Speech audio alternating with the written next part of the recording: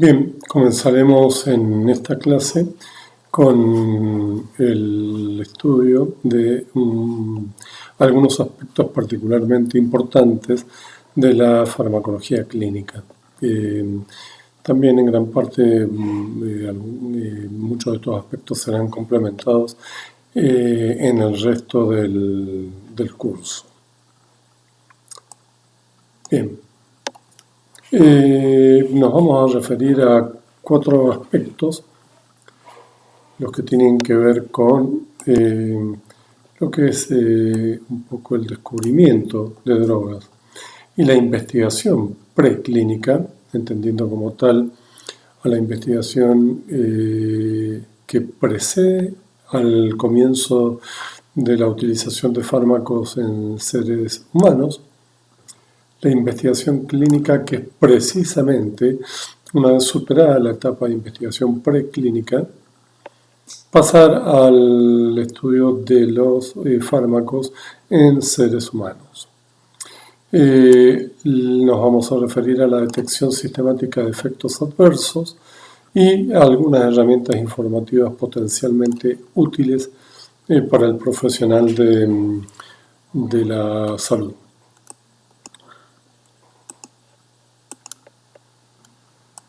Con respecto entonces a la primera de esas etapas, descubrimiento de drogas e investigación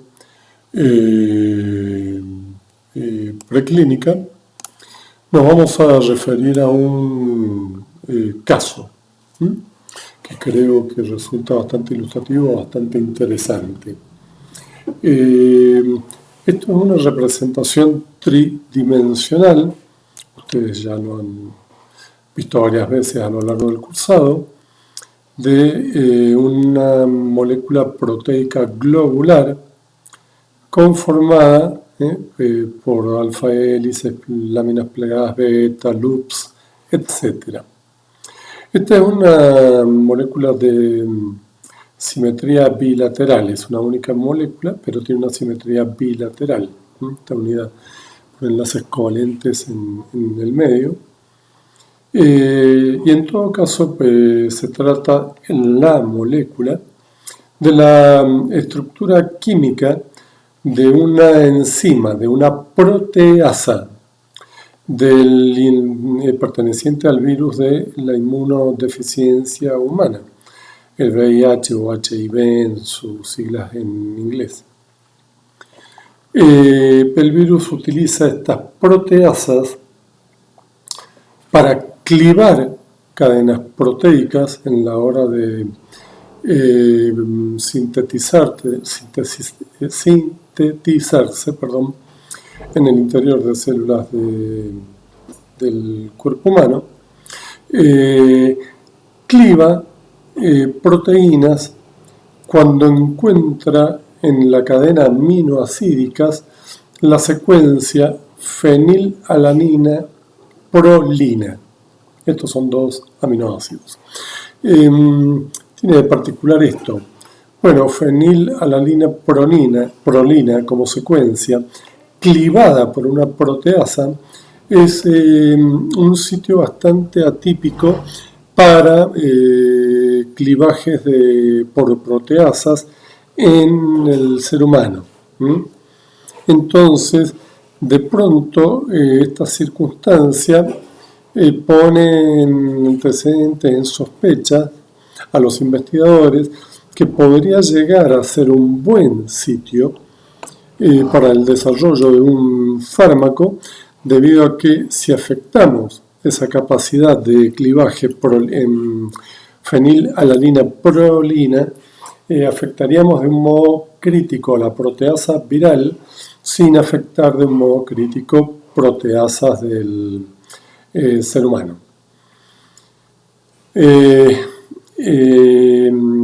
Aquí en azul se ve el producto final de lo que se obtuvo tras el desarrollo sistemático de fármacos de diseño al estilo del imatinib que hemos visto en fármaco general, farmacodinamia en clases anteriores.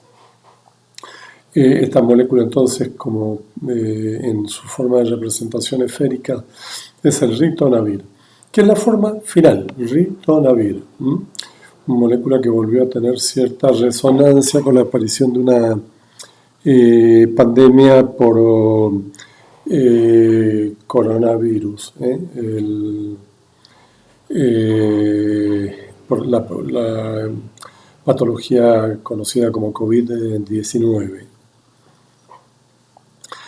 ¿Por qué digo que es la molécula final? Porque en realidad originalmente se dio una serie de eventos. En 1987, época en el que el desarrollo de medicamentos antirretrovirales tenía un gran auge debido al HIV y al SIDA, la enfermedad. El laboratorio Abbott, uno de los gigantescos laboratorios de especialidades medicinales del mundo,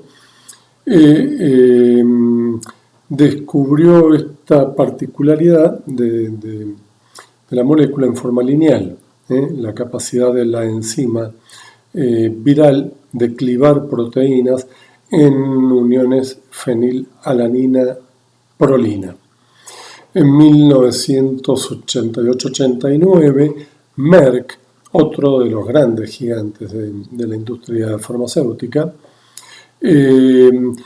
terminó con el armado final de la proteasa viral y su estructura tridimensional a través de estudios de cristalografía de rayos X que hemos mencionado en alguna ocasión previamente.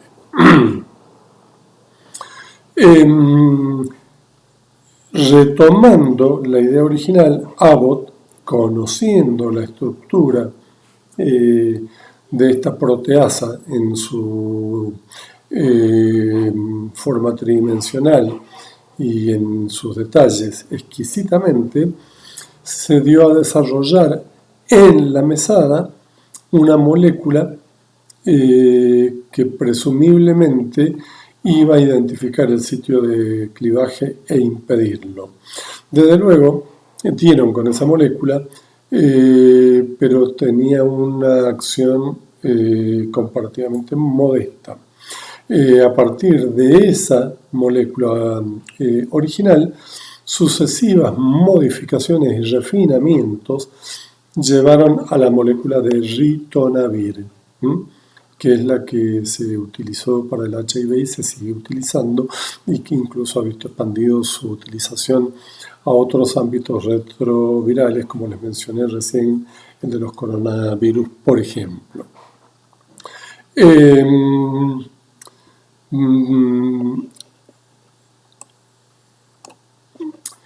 Cuando se habla de descubrimiento de drogas, se entiende que estamos hablando de un periodo temporal, ¿sí?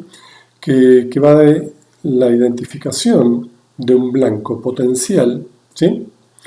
Por ejemplo, este sitio de clivaje de la proteasa viral,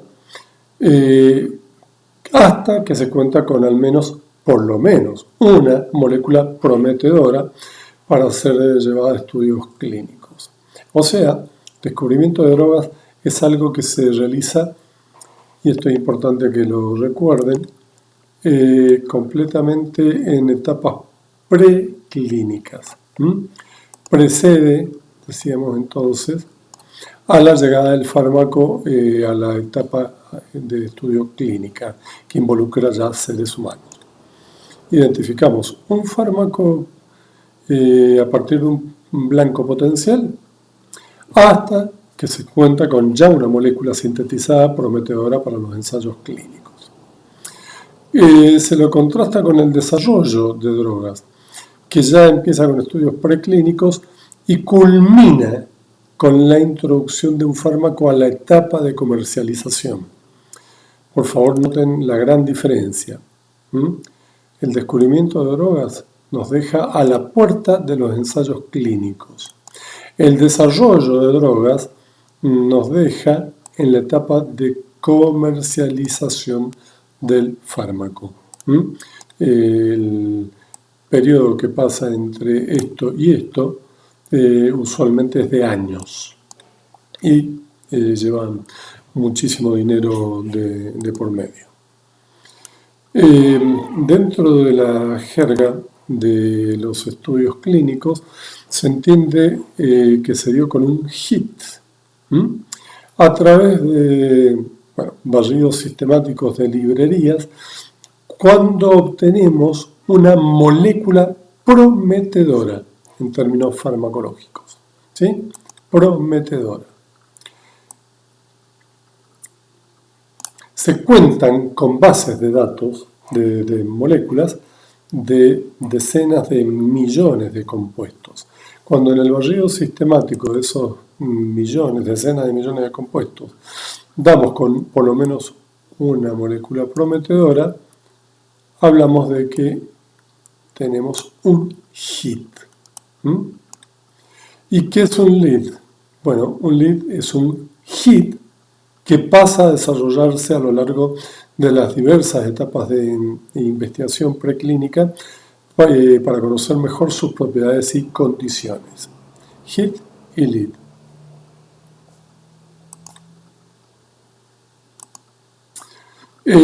Cuando hablamos de diseño de fármacos, tenemos por lo menos dos enfoques, de esto también algo hemos hablado: el diseño basado en compuestos y el diseño basado en blancos. El diseño basado en compuestos, las naturales, ¿sí? Por ejemplo, la penicilina, descubierta por Alexander Fleming en la primera mitad del siglo XX, por casualidad. Una cápsula de Petri con bacterias y medio de cultivo se dejó olvidada en una mesada. A los días, sobre esta mesada, se vio que se había desarrollado una suerte de pelusa de color blanco verdoso que correspondía a un hongo. ¿Qué hongo? El Penicillium notatum. La capacidad de observación de los investigadores llevó a decir: ¿cómo es que esto que hemos olvidado arriba de la mesada ha desarrollado un hongo que se llama Penicillium notatum y que ha hecho que las colonias bacterianas que se encontraban en esta cápsula de Petri hayan desaparecido?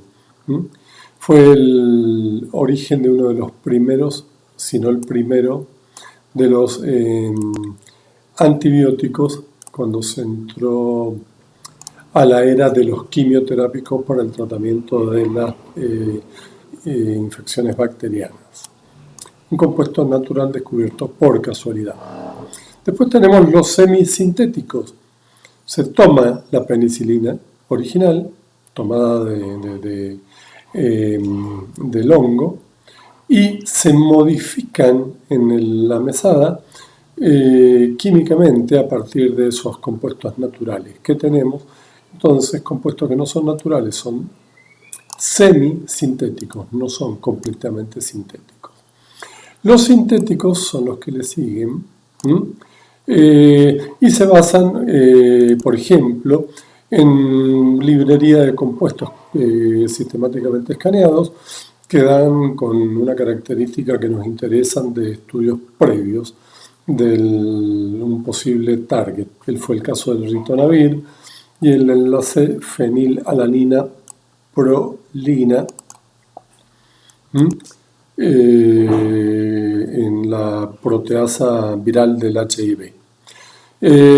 Finalmente, existen los análogos de ligandos naturales, por ejemplo, L-Dopa, análogo de ligandos naturales que administrados nos pueden conducir a un aumento de la síntesis de la dopamina en el sistema nervioso central, especialmente si lo administramos en compañía de medicamentos que inhiban su destrucción periférica y su llegada al sistema nervioso central.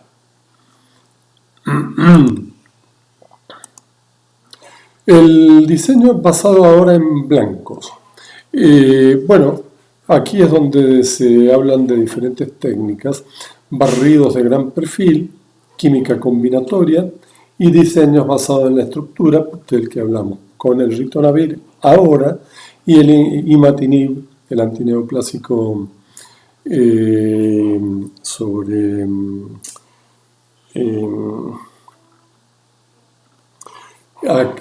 la tirosina quinasa de la leucemia mieloide crónica de clases anteriores, que se entiende por barridos de gran perfil. Bueno, está basado en un concepto, perdón, no en un compuesto, en un concepto, que es la computación distribuida. Computación distribuida. Lo van a entender si yo les digo, para analizar compuestos, especialmente cuando las bases de datos están en el ámbito de lo que se llama Big Data, gran cantidad de datos, podemos apelar a computadoras gigantescas, una computadora gigantesca, y es uno de los enfoques, o podemos apelar a decenas de miles de computadoras estándar que en el mundo, bueno, se pertenecen a particulares y eligen participar de un proyecto. Los hay de diferentes tipos, fármacos, vida extraterrestre, etc. Para lo cual uno se inscribe en el sitio en cuestión. Este sitio, una vez uno inscripto, le permite bajar un pequeño programa. Este programa tiene un aspecto de salvapantalla. En definitiva, en este caso, el proyecto era el proyecto Think, dedicado a química computacional, haciendo el barrido de datos de una enorme cantidad de datos para dar con una molécula prometedora en relación a esta molécula proteica globular. ¿Cómo se instala en el programa, cómo se instala o cómo trabaja este programa en la computadora? Bien, trabaja cuando el usuario de la computadora recibe un pequeño pack de datos de la sede central del estudio, digamos habitualmente países del primer mundo, Estados Unidos, Inglaterra, Francia, Alemania. Recibe un pequeño pack de esa gran base de datos que contiene unas pocas moléculas o miles de moléculas. ¿Cuándo funciona? Cuando el usuario no está usando la computadora. Por ejemplo, el usuario estaba trabajando en la computadora, el programa no trabaja. El usuario se levanta de la computadora porque se va a hacer otra tarea, se va a tomar un café o lo que deba hacer. En ese momento se instala el salvapantallas como en una computadora común y corriente, salvo que en este caso el salvapantallas, que es esto, lo que hace es tomar ese pequeño pack de datos y lo compara con el target potencial y analiza sitios de encaje a través de múltiples variaciones de la molécula. Eso se entiende perfectamente. Un salvapantallas que baja un pack de datos y en el tiempo libre, cuando el usuario se levanta de la computadora, trabaja. Pero mucho más sutil es el hecho de que ya sin el salvapantallas, este programa funciona en el fondo, en segundo plano, y entiende también como tiempo libre el tiempo libre que queda cuando el usuario está tecleando un texto, el tiempo que queda libre entre que teclea una letra, la siguiente y la siguiente. Todos esos, pero pequeños espacios, si el usuario es un usuario experimentado en escribir en teclado de computadora, bueno, en esos pequeños espacios de tiempo también los utiliza para analizar. ¿Qué es lo que una vez que termina su pack de datos devuelve a la base de datos? Sencillamente la información, no di con ningún hit. Lo que es en la práctica lo más común, o di con un hit. Y cuando digo con un hit, la base de datos central, el lugar en el que se originó el estudio, toma este hit y lo coloca en una subbase de hits, infinitamente más pequeña que la original, y a la cual se dedicarán a estudiar predominantemente. Pongamos por caso, de todo este estudio, nuestra computadora en un momento dado da con un hit que envía de retorno a la base de datos original. La química combinatoria, simple. A partir de un grupo común se comienzan a añadir cadenas laterales diferentes, ¿ve? Como se puede ver aquí. A partir de esas cadenas laterales, cambios en las moléculas que a su vez se van cambiando por añadidos, etcétera, de otros grupos químicos y en definitiva terminan dando compuestos que pueden llegar a tener efectos prometedores. Por ejemplo, el efecto de combinar 30 por 30 por 30 combinaciones nos genera 27.000 compuestos posibles.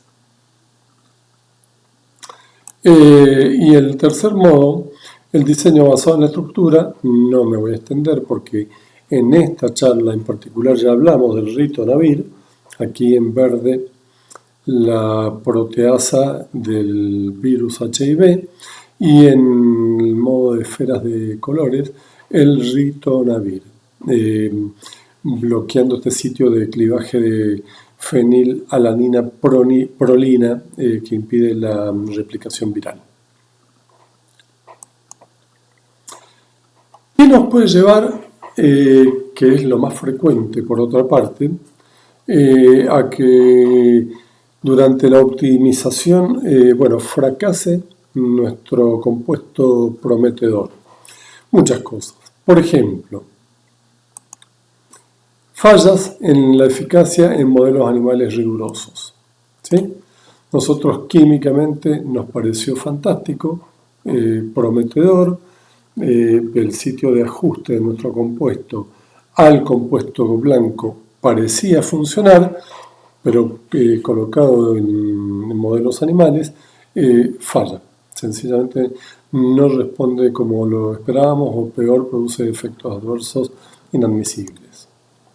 Una segunda forma de falla, que nuestro compuesto vaya bien, pero que tenga una muy baja biodisponibilidad por vía oral. Esto podría ser relativo, pero en realidad depende a qué esté dirigido el fármaco, que algo tenga muy baja disponibilidad por vía oral hace que sus chances de que siga siendo estudiado disminuyan de un modo dramático. Una tercera forma, que todo lo demás haya andado bien, pero que se generen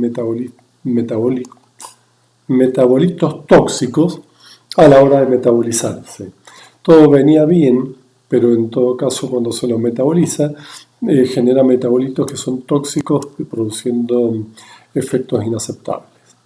Que tenga muy baja solubilidad, por lo tanto, no se solubilice ni en agua, por ejemplo, para ir en solución en líquidos biológicos, ni en lípidos como para atravesar membranas plasmáticas.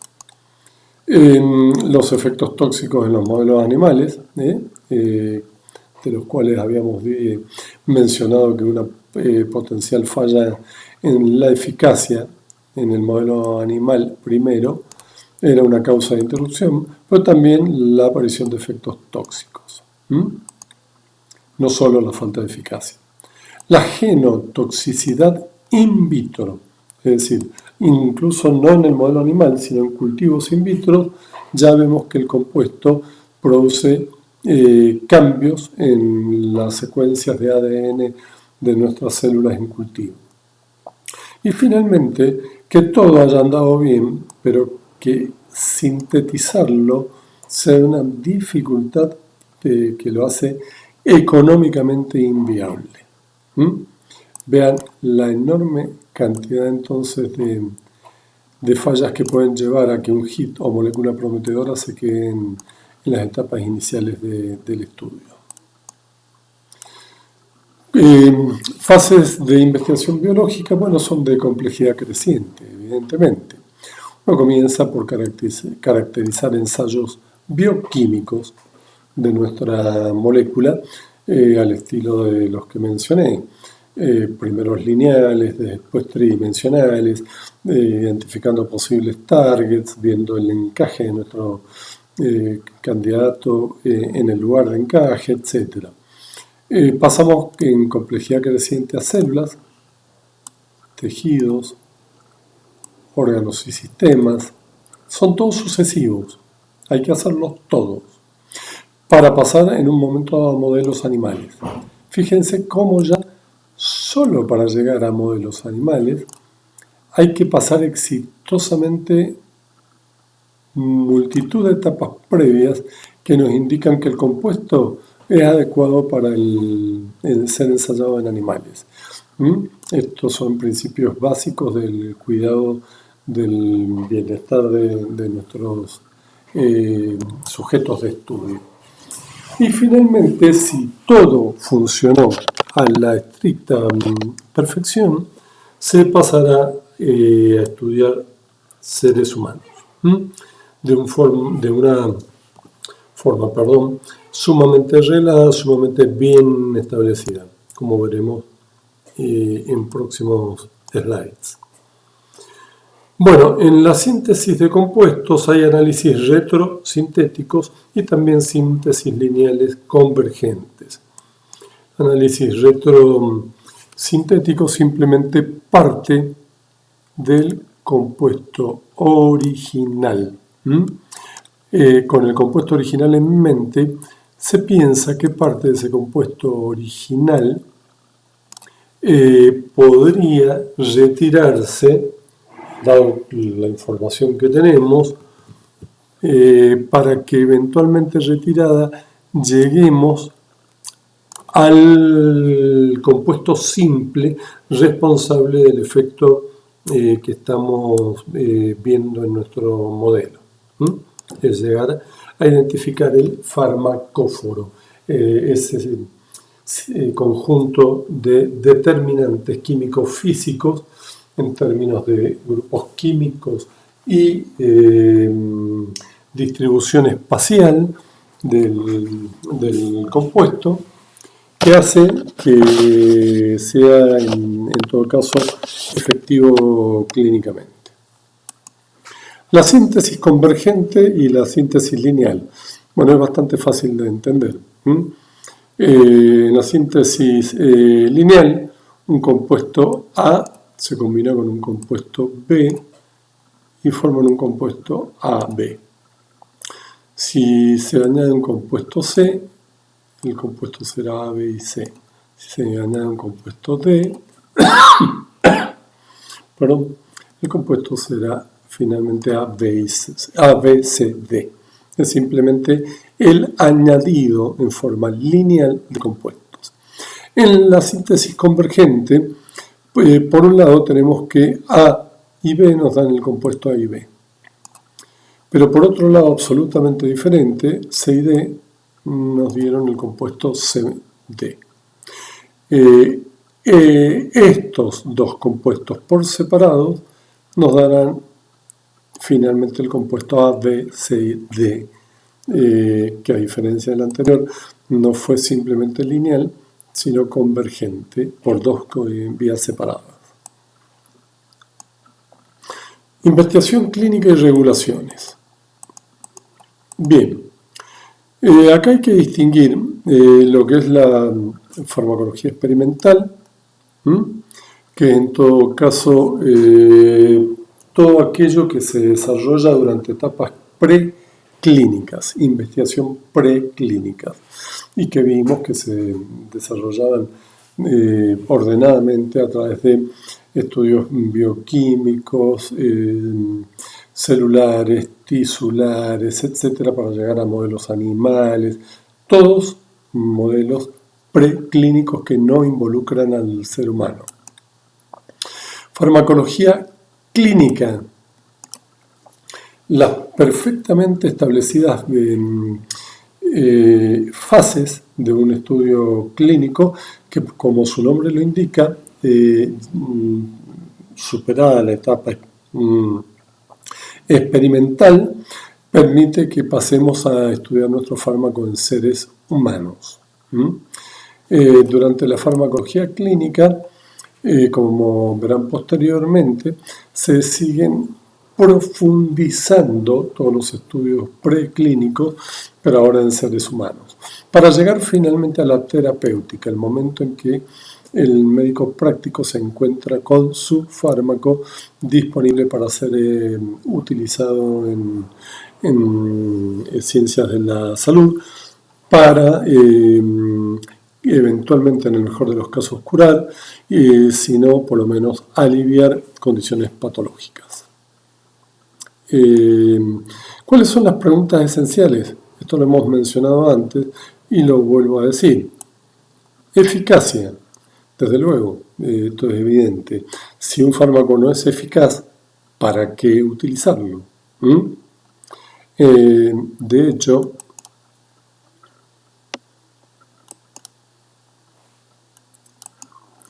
un fármaco que tiene eficacia intrínseca, ¿se acuerdan? Es un agonista. ¿Qué puede ocurrir en la práctica? Bueno, puede ocurrir que un fármaco tenga eficacia y sin embargo en realidad no esté produciendo nada per se. Entonces hablamos de un efecto placebo. ¿Qué es un efecto placebo? Tenemos, digamos, o una molécula que no produce ningún efecto, o mejor aún, tenemos un fármaco en su forma farmacéutica que luce estrictamente idéntico en cuanto a su forma farmacéutica, peso, color, olor, tamaño, al agonista, pero que termina produciendo un efecto sin que esté el principio activo presente. Es decir, es eficaz sin principio activo. Es el placebo y ciertamente buena parte del efecto placebo está basada en la integración cuerpo-mente. Por otra parte, hay que conocer lo que es un efecto nocebo. ¿Qué es un efecto nocebo? Pues el efecto nocebo, si en el placebo obteníamos un efecto beneficioso sin que el fármaco estuviese presente, era eficaz, sin que el principio activo estuviese presente, con el nocebo lo que obtenemos es un efecto tóxico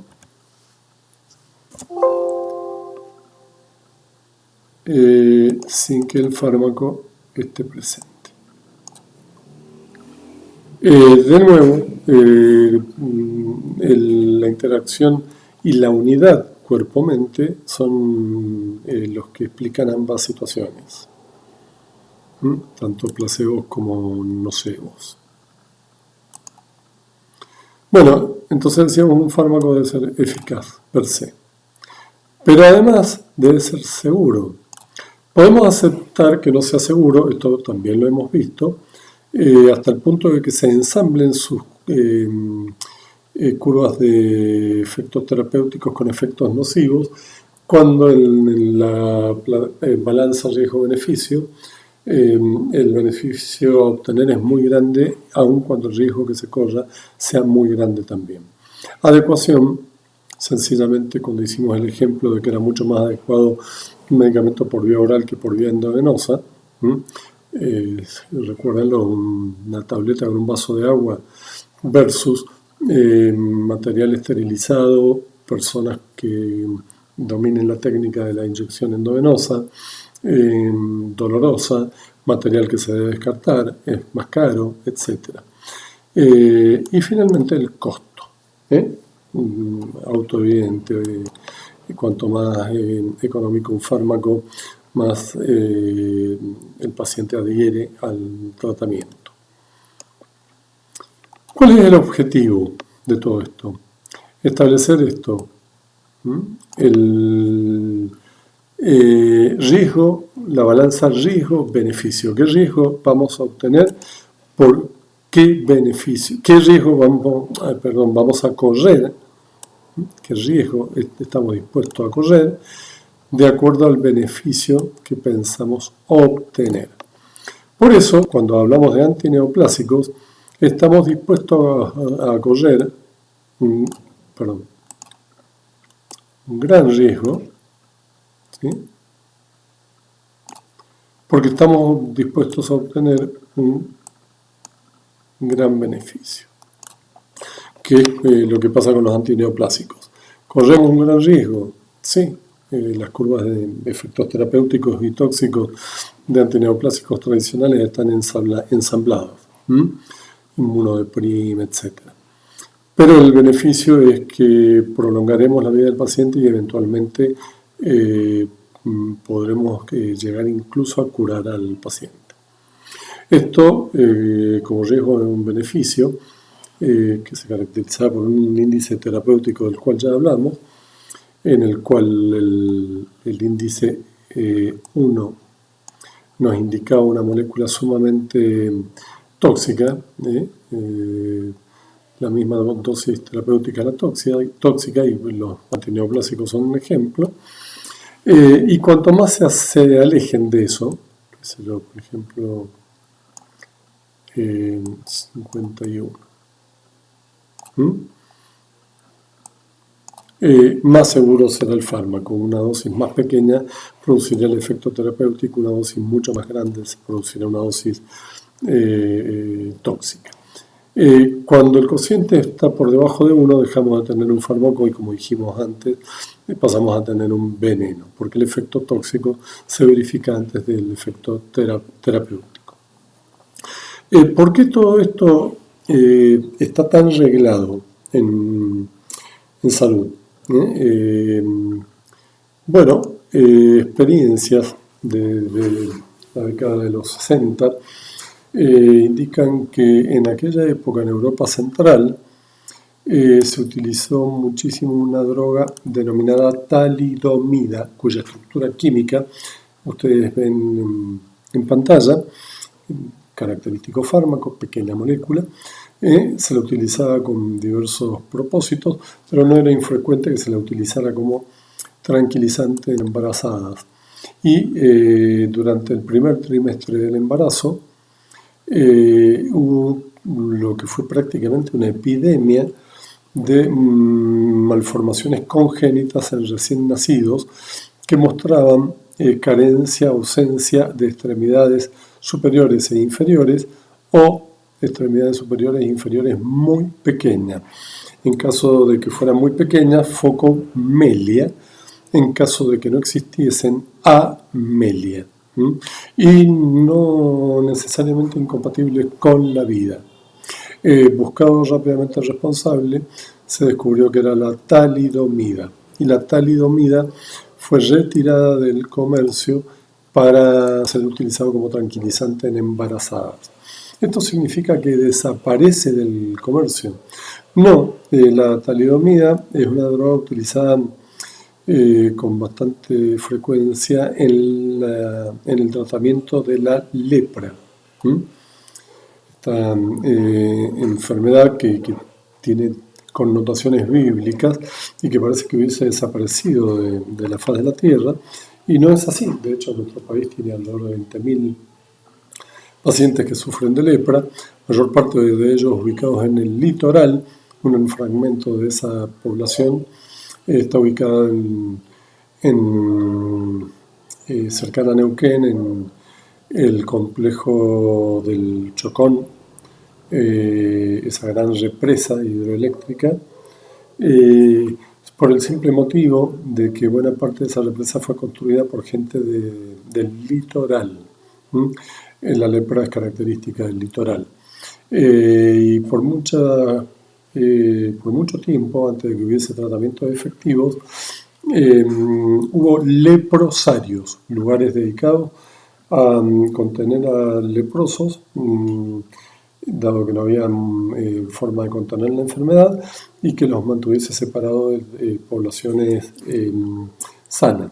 Los leprosarios han desaparecido de Argentina. Hay tratamientos efectivos, entre ellos la talidomida, y la precaución que se debe mantener es que, por ejemplo, una mujer consumiendo talidomida por su lepra, pues no vaya a quedar embarazada, para lo que es de regla administrar con uno o más métodos anticonceptivos.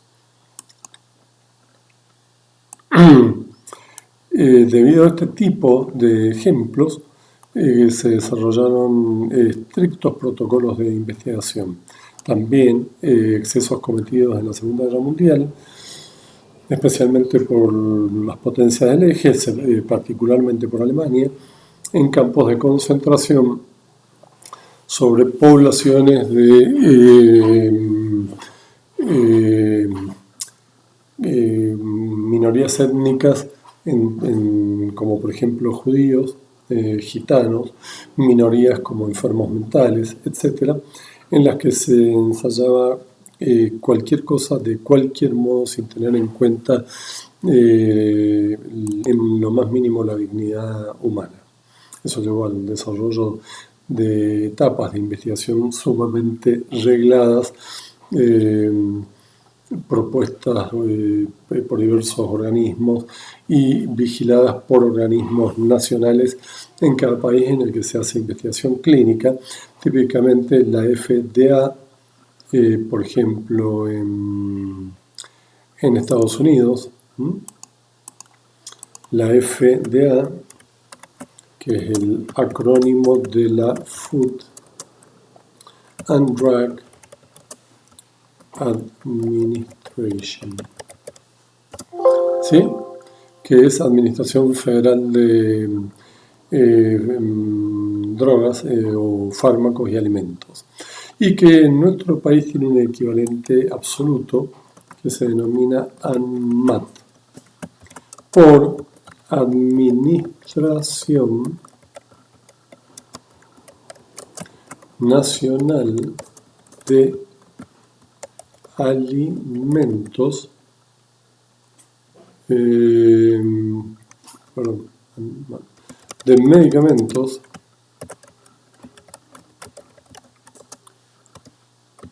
alimentos y tecnología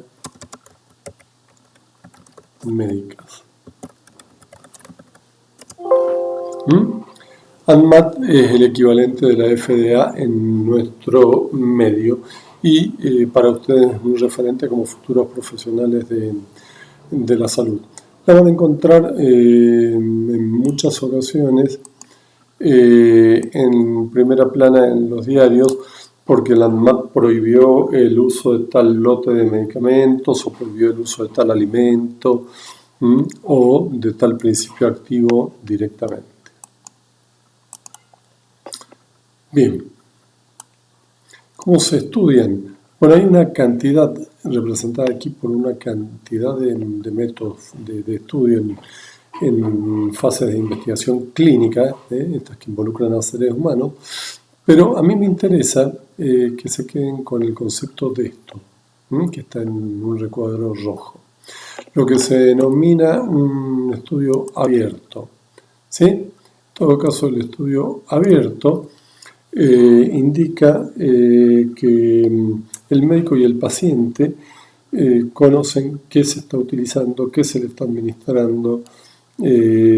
No hay absolutamente ninguna otra condición y siempre está de por medio la conformidad del paciente para ser tratado.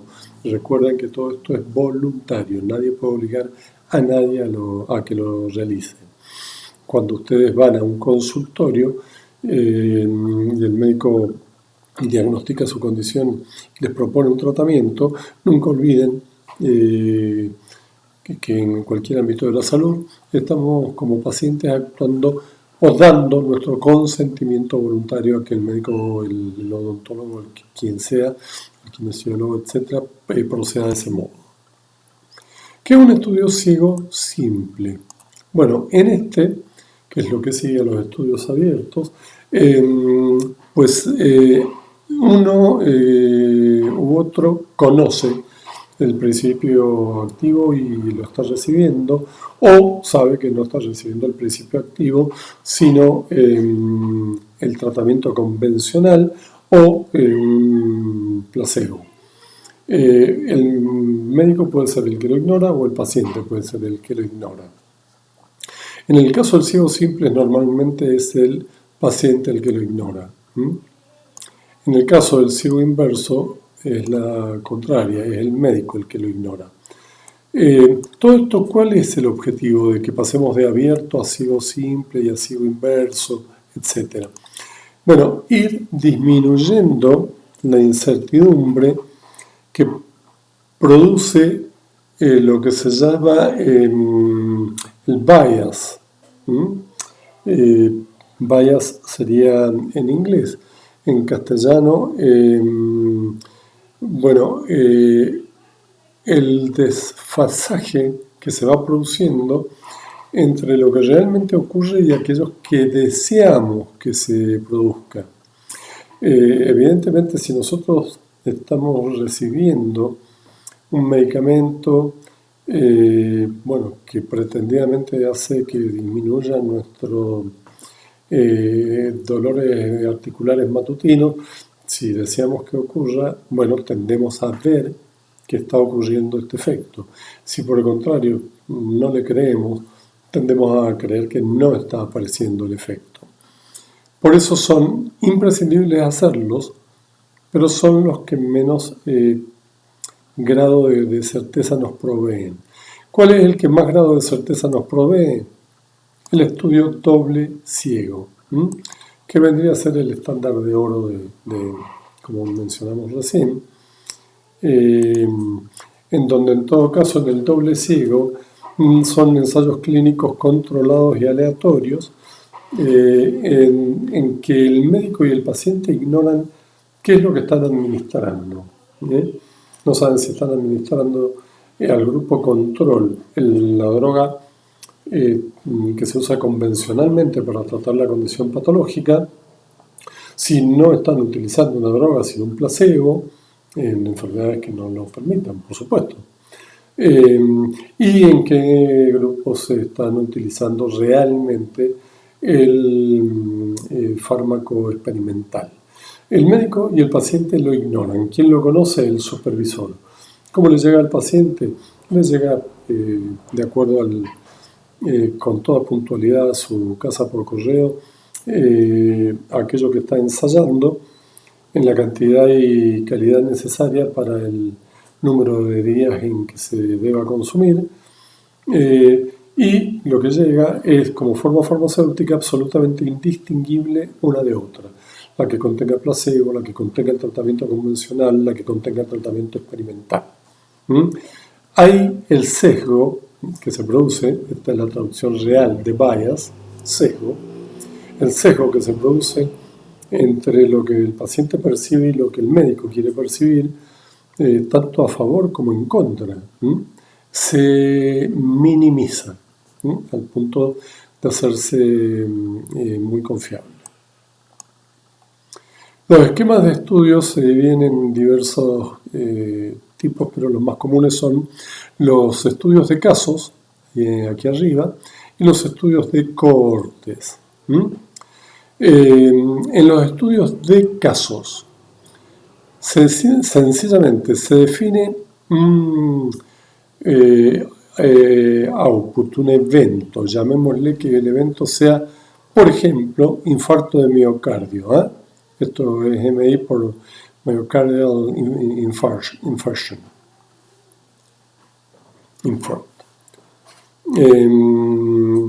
Infarto de miocardio. Aquí se produce el evento y cuando el evento se produce, se estudia retrospectivamente hacia el pasado cuántas veces el paciente había estado consumiendo un determinado fármaco X. Y se lo compara con personas, controles, ¿sí?, que no han sufrido infarto de miocardio, pero que son comparables en todos los demás aspectos al grupo experimental, y se ve cuántas veces en el pasado han consumido el fármaco X. Aquí ven ustedes que una vez producido el infarto, los pacientes demuestran en su pasado reciente haber consumido varias veces, 5, el medicamento que nosotros sospechamos que está relacionado con este efecto adverso. En el caso de los controles, no sufren un infarto de miocardio y hacia su pasado vemos que solo han consumido 2 veces este tipo de fármaco. Son estudios retrospectivos. Dentro del estudio prospectivo tenemos los de cohorte, en donde también tenemos un grupo control y un grupo experimental. ¿Qué ocurre acá? Las cosas que son prospectivas van hacia adelante. En el grupo no expuesto, en el camino, se le administra, al grupo no control no se le administra el fármaco, sino un tratamiento convencional o un placebo, dependiendo del caso, y se ve que en el futuro, cuando sufre el fenómeno o evento que estamos pesquisando, el infarto de miocardio.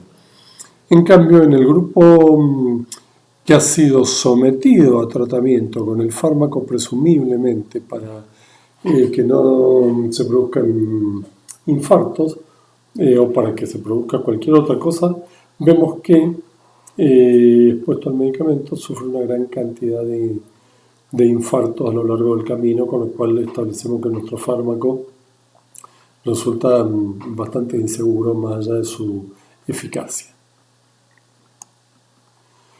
¿Cuáles son los requerimientos para aprobar fármacos? Bueno, deben pasar por pruebas de eficacia y de seguridad previas a la comercialización. Deben cumplir con buenas prácticas de fabricación.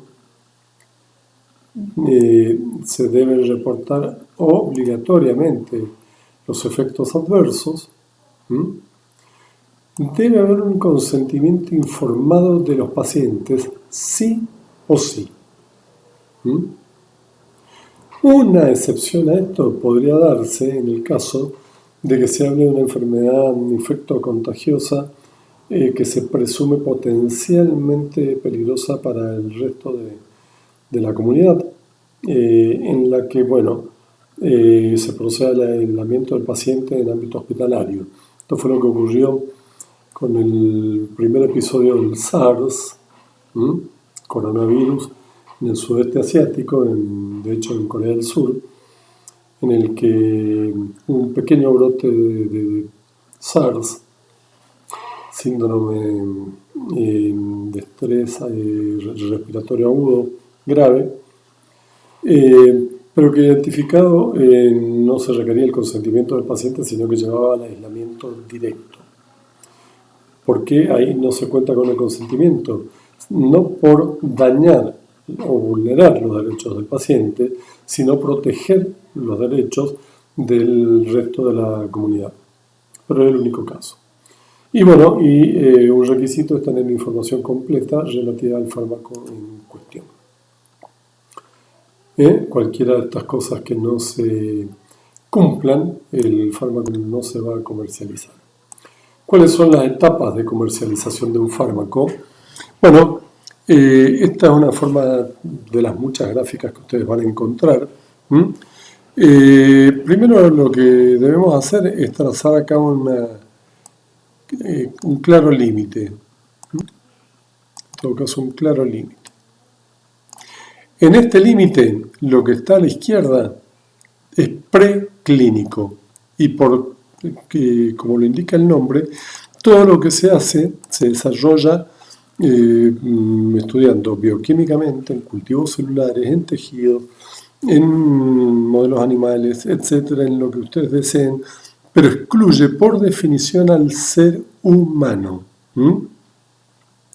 En esta etapa se pueden comenzar con 10.000 compuestos y, como a modo de ejemplo, terminar con unos 250 al cabo de 6 o 7 años. ¿Mm? No obstante que se terminen 250, montones de cosas hacen que a la etapa ya de investigación clínica pasen pocos compuestos. Típicamente en fase 2 ya tenemos solo 5 compuestos. Los ensayos clínicos, ¿sí? todo esto, como su nombre lo indica, ya involucra la utilización de los fármacos en seres humanos y se dividen en fases que reciben números romanos. Fase 1. ¿Qué se estudia en la fase 1? ¿Qué piensan ustedes que se estudiaría en fase 1? Bueno, se estudia la seguridad del fármaco. No se estudia su eficacia, sino la seguridad del fármaco. Como se estudia la seguridad del fármaco, en fase 1 se usan voluntarios que en general son personas sanas, no pacientes. Estos voluntarios sanos, que no suelen ir en un número mayor de los 20 a 100, generalmente son poblaciones de grupos que se ofrecen voluntariamente, depende del tratamiento, y obtienen una compensación por su participación en el estudio. Si todo marcha bien en la fase 1, se puede pasar a la fase 2. Cualquier cosa que no funcione en la fase 1, sencillamente el fármaco se deja de estudiar. En la época en que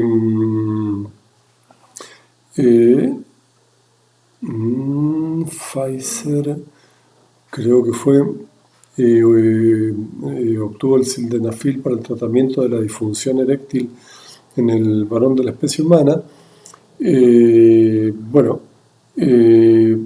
Todo laboratorio en el planeta poderoso intentó obtener un fármaco similar, no porque le viniesen a quitar a Pfizer la preeminencia que iban a ocupar como haber sido los primeros que obtuvieron un hit en un campo determinado, porque el que llega primero y se queda con el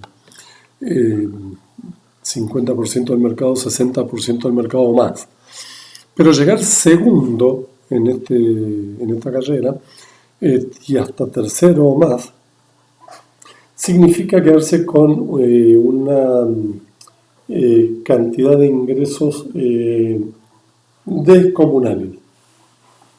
Abbott, en la investigación de compuestos similares a lo del sildenafil de Pfizer, dio con uno de estos compuestos, gastó una cantidad de dinero importante y, no obstante, cuando llegaron a la fase 1 de investigación clínica, el medicamento se caracterizó por producir cefaleas en alrededor del 10% de los sujetos ensayados. 10% de los sujetos con cefaleas hace que inmediatamente se considere el medicamento descartado, porque va a resultar un fracaso a la hora de la comercialización. Si aquí resulta todo bien y el medicamento es seguro, se pasa a la etapa 2. La etapa 2 es una etapa en la que ya se estudia si la eficacia del medicamento. La seguridad en la etapa 1, la eficacia en la seguridad, la eficacia en la fase 2. Si es eficaz o no, nos obliga a decir que no se tratará a voluntarios sanos, sino a voluntarios, pero ya que sufran la condición para la cual el medicamento es presumiblemente eficaz. Y son 100 a 500 los participantes en esta etapa. Esto es variable. Pero si todo continúa bien y el medicamento se demostró suficientemente seguro y eficaz, se pasa a una fase 3 en la que aumenta el número de pacientes de 1.000 a 5.000. y se sigue profundizando. Cuanto más grande sea la población en la que se ensaya un medicamento, más chances hay que aparezcan cosas que se han pasado por alto en etapas anteriores. Si todo anduvo bien, al cabo de en promedio unos 7 años, con casi 7 años que los precedían, ya tenemos 14 años de desarrollo de un hit para que llegue a un lead, se pasa a lo que es la fase de revisión por agencias. La revisión por agencias. Recuerden lo que dije, FDA, ANMAT, esas son las agencias que hacen la revisión de un fármaco, procedimiento que es revisar toda la documentación del fármaco desde el origen hasta esta etapa. Y puede tomar 1 año y medio para que la agencia FDA, ANMAT, revisen la medicación, todos los antecedentes, y si todo resulta bien, de aquellos 10.000 compuestos originales, uno ingresa al mercado, se comercializa. Y se llega entonces a la fase 4, que es la comercialización del fármaco en su forma farmacéutica, tal y como lo obtienen ustedes en la farmacia cuando van con su receta y para que el farmacéutico les dé lo que el profesional de la salud le prescribió. Interesante, no hay tiempos establecidos rígidos para ninguna de estas etapas, pero quizás la única que tenga algo para decirse en términos de rigidez de etapa es cuánto permanece un fármaco en etapa o fase 4 de investigación, que es la de comercialización del fármaco. Pues bien, la respuesta es simple, para siempre, toda la vida. Mientras el fármaco se comercialice, el fármaco está en etapa 4 de investigación. Lo que nos lleva a una pregunta. Cuando usted sufre de un esguince de tobillo, va al médico que lo examina y le indica en su prescripción para hacer diagnóstico de esguince moderado un AINE, un analgésico antiinflamatorio no esteroideo. ¿Usted es un sujeto experimental? Efectivamente, la respuesta es sí. Si el fármaco se está comercializando, todos somos sujetos experimentales. Todos somos sujetos de fase 4 y lo somos, como en todas las etapas, voluntariamente. Solo si un fármaco, por el motivo que sea, sale de la comercialización, porque por ejemplo, cuando se entra en la etapa de comercialización, el teatro de operaciones para prescribir el fármaco ya es el planeta entero. Y puede que aparezcan en esa etapa efectos adversos que nunca se percibieron antes. Bueno, si algún efecto adverso particularmente grave lo hace salir de la comercialización, dejamos de tener el fármaco en fase 4 y ya no somos sujetos experimentales porque un fármaco no se puede utilizar. Bien. ¿Cuánto se puede gastar anualmente? Esta es una cifra promedio, ¿no? Para un gran laboratorio de especialidades medicinales en la investigación de un fármaco. Y se estima que entre 0.8 a 1.7 billones de dólares. En promedio, 1,5 billones de dólares, lo que es lo mismo a 1.500 millones de dólares. Parecen cifras increíblemente grandes, ¿verdad? Sin embargo, digamos, cuando un laboratorio ha desarrollado un medicamento o principio activo innovador, que significa nuevo en el mercado, al laboratorio se le otorga la patente de uso y comercialización exclusiva del fármaco por un número de años que depende del lugar, puede ser de entre 10, 12 años a 17 años. El laboratorio, mientras tenga el derecho exclusivo de la comercialización del fármaco, si se trata de un fármaco exitoso, por ejemplo el sildenafil para la disfunción eréctil en el hombre, eh, o estos AINES específicos que inhiben exclusivamente a la COX-2 y no tienen por lo menos efectos adversos a nivel gastrointestinal, pues un laboratorio puede estar ganando 12 billones versus 1,7 que gastó anualmente. Gastó 1.700 millones de dólares en desarrollarlo, pero si tienen éxito, obtendrán 12.000 millones de dólares como ganancias anualmente por ese medicamento. Se dice de la industria farmacéutica que es una rama empresarial y comercial en la que la cantidad de dinero que se mueve es más grande que en el comercio de armas, directamente. ¿Cuándo se hacen trámites acelerados para el comercio de un medicamento? Bueno, se puede hacer un trámite acelerado cuando nos encontramos frente a enfermedades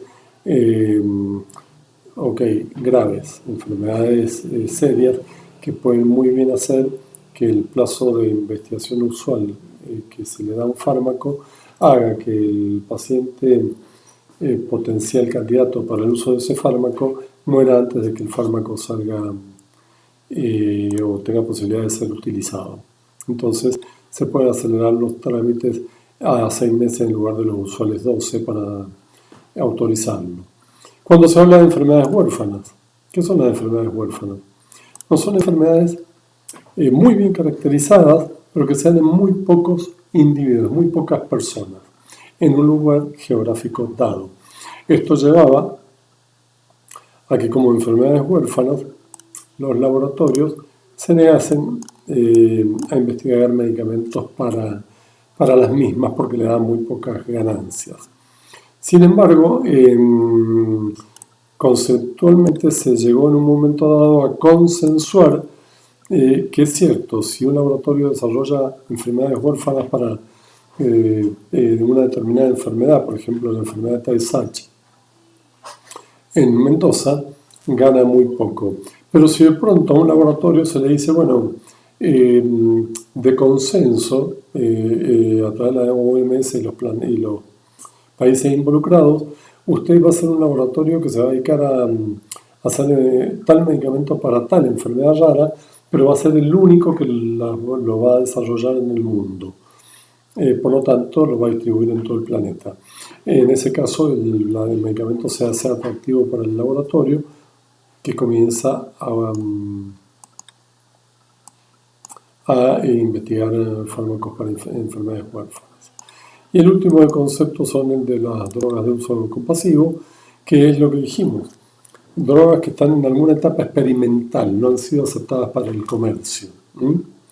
Pero la enfermedad es de tales características que va a hacer que cuando el medicamento siga las etapas de investigación usual, en el camino van a morir muchos de estos pacientes porque no van a llegar a tiempo a que el fármaco reciba el derecho a la comercialización. Entonces, ese fármaco, y para casos perfectamente determinados, por ejemplo, pacientes que sufren de SIDA y utilizaron azatioprine en sus etapas iniciales, dijeron utilicen el azatioprine con nosotros directamente, saltéense la seguridad y pasemos a la eficacia, porque de una u otra forma iban a morir. Entonces se pedía la autorización excepcional que concedía la agencia regulatoria como uso compasivo.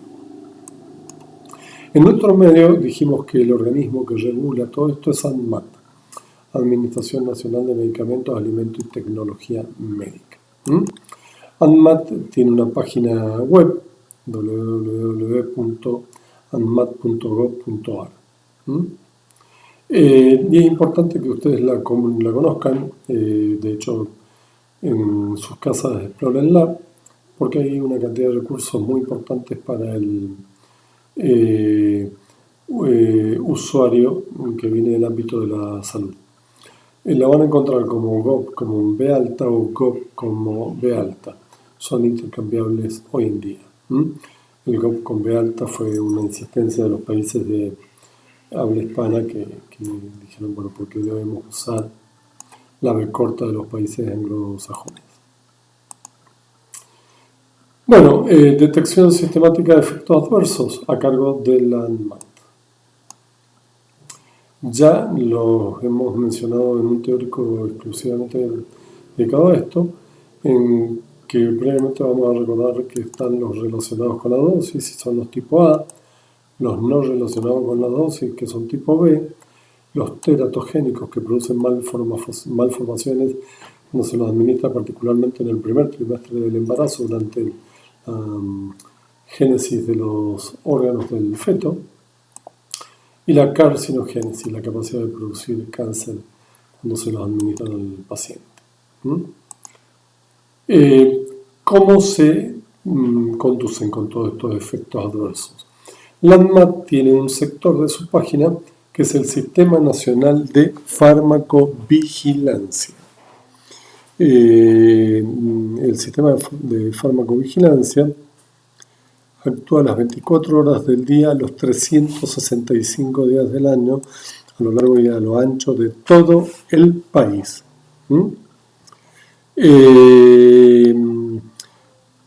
Hay farmacovigilancia estándar y hay farmacovigilancia intensiva. Farmacovigilancia estándar es la que se realiza en todo fármaco que ha sido introducido al comercio y se está comercializando hace tiempo en términos normales. En este caso, la farmacovigilancia estándar, el reporte del efecto adverso lo pueden hacer, como van a ver enseguida, diversas personas, no solo el profesional de la salud, el odontólogo, el médico, sino que lo puede hacer un enfermero, lo puede hacer un administrativo del lugar de salud, la secretaria del médico, o un administrativo del hospital. De hecho, lo puede hacer el familiar del paciente o el propio paciente. Es de naturaleza anónima.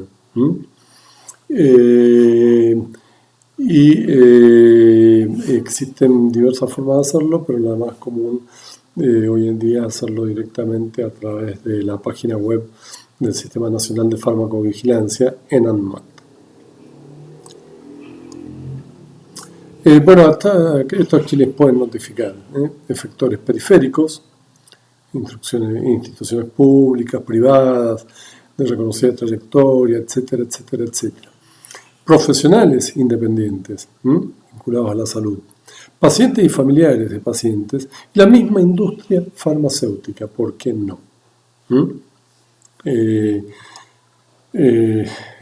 hecho, lo que se pretende con la industria farmacéutica es que haya un perfecto equilibrio entre su legítimo interés en hacer ganancias a la hora de hacer medicamentos innovadores, producir medicamentos innovadores, y el medicamento contemplado como un objeto de bien público que no puede ser tratado como cualquier bien comercial. La farmacovigilancia intensiva debe ser llevada a cabo por profesionales de la salud, habitualmente el médico o el odontólogo, con más frecuencia el médico. El anonimato se pierde porque hay que identificar al médico, debe identificarse, hay que identificar al paciente, no hay modo en que esto se pueda evitar, y una vez que se ha hecho un reporte de farmacoterapia intensiva, inmediatamente ANMAT se vuelca con todos sus recursos a estudiarlo perentoriamente, rápidamente. Y, por ejemplo, decir se está produciendo un número de muertes con medicamentos antianémicos en Bahía Blanca, interviene inmediatamente para identificar el medicamento, el lote y prohibir el consumo de ese medicamento y ese lote de inmediato. Y hasta que no se resuelve, el medicamento no vuelve a comercializarse. De hecho, se puede llegar al punto de que durante la comercialización un efecto adverso sea tan manifiesto que lleve a que el medicamento salga de la etapa de comercialización para siempre. O que se refinen comercialmente en qué ámbito se va a utilizar, como la talidomida, que dejó de usarse en embarazadas pero se utiliza en la lepra.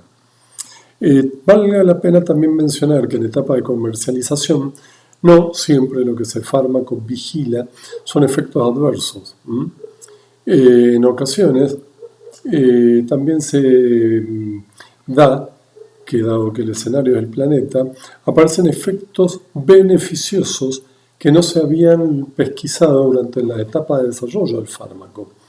Un ejemplo típico fue la aspirina, la droga tipo de los analgésicos y antiinflamatorios no esteroideos, que durante la etapa de comercialización, décadas de comercialización, se descubrió el efecto antiagregante plaquetario que se obtiene con dosis 5 veces menores a las analgésicas y que hoy se utiliza pero ampliamente en pacientes, por ejemplo, cardiovasculares, para evitar fenómenos trombóticos o tromboembólicos.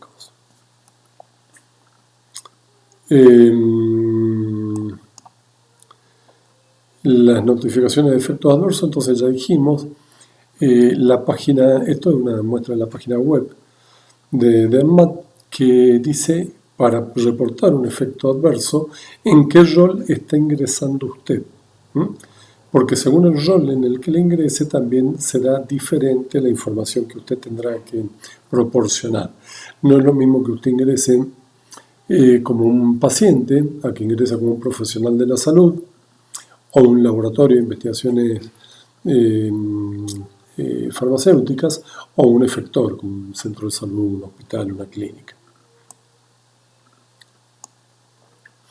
Esto no vamos a entrar en detalles, de hecho está incluso un poco desactualizado, pero es una página web con el informe de efectos adversos y el tipo de cosas que se reportan a la hora de enviar el informe de efecto adverso.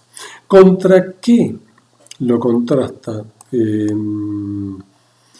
la ANMAT, el efecto adverso?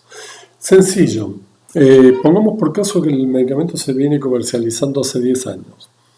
Pues bien, el ANMAT lleva un registro de 10 años del medicamento y saben para cada día del año cuántos efectos adversos son admisibles de aceptar para un principio activo. Digamos, para el 4, de mayo del 2018. Es dable aceptar para la aspirina 10 reportes de efectos adversos a nivel gastrointestinal, de desagrados leves a moderados.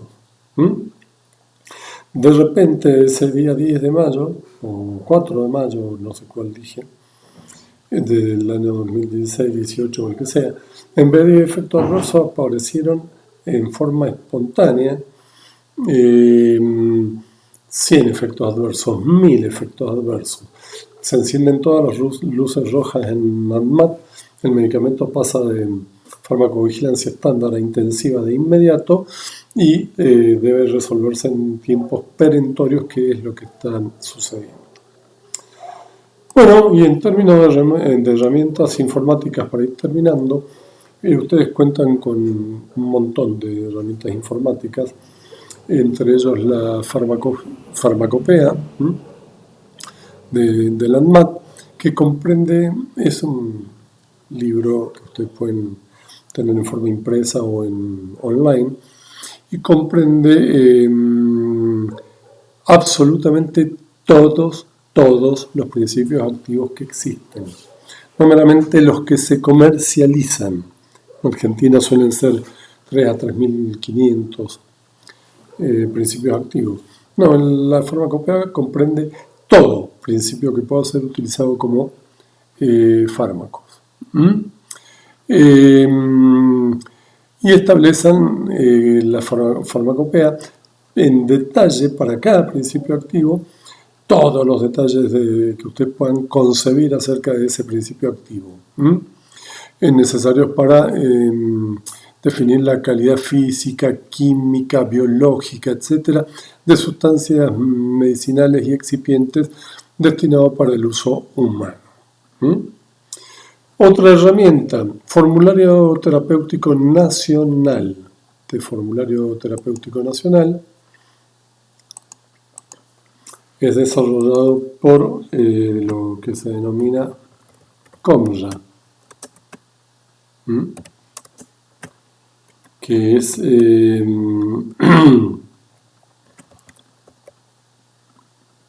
la Confederación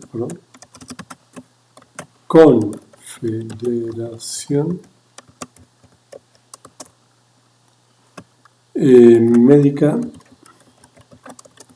de la República Argentina. ¿Sí? La COMRA es la Confederación Médica de la República Argentina. Este organismo es bastante importante y tiene varios detalles que vale la pena recordar.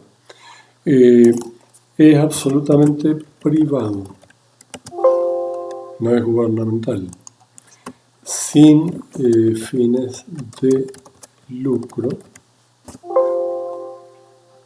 y está conformado en tanto COMRA como Confederación Médica de la República Argentina, integra absolutamente a todos los médicos de la República Argentina. Todos estamos involucrados en esa confederación. La COMRA tiene una comisión de medicamentos, que es la que se ocupa de determinar lo que se establece como para un país y lugar y tiempo dado, cuál es la lista de medicamentos esenciales. ¿Sí? Medicamentos esenciales. ¿Qué son los medicamentos esenciales? Todos aquellos medicamentos que no pueden faltar en una comunidad para tratar la inmensa mayoría de sus problemas de salud. No todos, pero la gran mayoría de sus problemas de salud.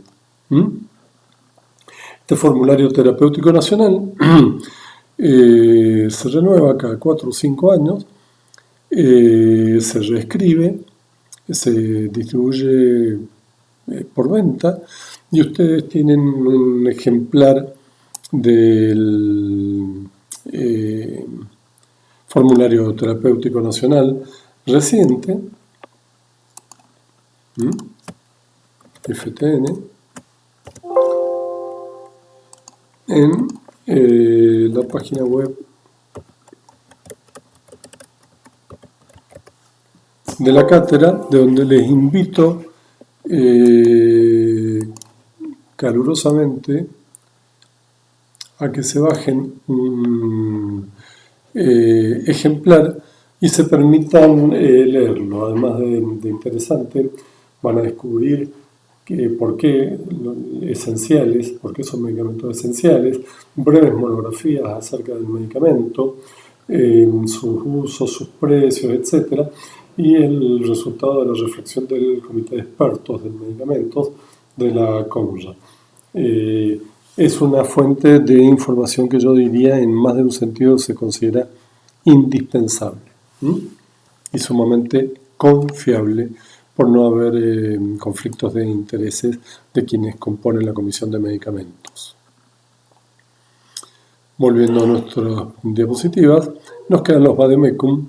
Los vademecum los hacen en general los laboratorios de especialidades medicinales o personas particulares cuyo interés es que obtener pago por el vademecum que realizan, como el PR vademecum,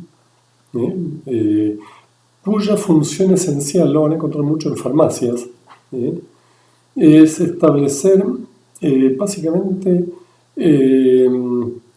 no tanto de cosas relativas al medicamento que ustedes deben conocer en sí. Al final y al cabo, el médico promedio termina en su vida estudiando cientos de fármacos para terminar utilizando alrededor de 30 o 40 en su vida. Bueno, ¿qué contienen o para qué deben utilizarse? No para estudiar farmacología, sino para decir, estoy haciendo una prescripción y me he olvidado si las ampollas de diazepam vienen de 5 o de 10 miligramos. Entonces rápidamente consulto el vademecum diazepam, me lleva a los diversos diazepam que existen, con nombre de fantasía de diferentes laboratorios, y cuánto trae cada ampolla, y bueno, ahí recuerdo que vienen de 10 miligramos. De pronto olvidé por cuántos comprimidos viene, qué sé yo, un antihipertensivo del grupo de los beta bloqueantes como el atenolol. Eran 30, a ver, y busco en el vademecum los diversos atenolol y sus nombres de fantasía, y ahí me doy cuenta que nos vienen por 28 comprimidos.